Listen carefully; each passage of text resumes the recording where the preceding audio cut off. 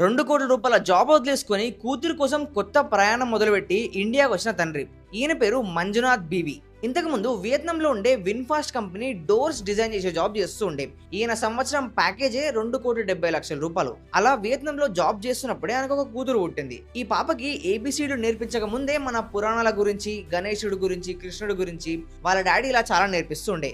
కొంచెం పెద్ద అయిన తర్వాత అమ్మాయి చిన్న చిన్న బొమ్మలతో ఆడుకునేటప్పుడు ఈ టాయ్స్ వల్ల పిల్లల బ్రెయిన్ ఏమైనా ఎవాల్వ్ అవుతుందా అని చెప్పేసి చూస్తే కేవలం ఆ లైట్ల వల్ల దాని నుంచి వచ్చే కొంచెం సౌండ్ వల్ల వాళ్ళు అల్లరి చేయకుండా సైలెంట్గా ఆడుకుంటున్నారు. అంటే దీనికి ఫోన్కి పెద్దగా తేడా లేదు అని చెప్పేసి పిల్లల బ్రెయిన్ బాగా ఎవాల్వ్ అవ్వాలంటే వాళ్ళు ఆడుకునే స్టేజ్ నుంచే మార్చాలి అని చెప్పేసి ఆయన 2 కోట్ల జాబ్కి రిజైన్ చేసి వేదా ప్లే అని చెప్పేసి ఒక కొత్త కంపెనీ స్టార్ట్ చేసిండు.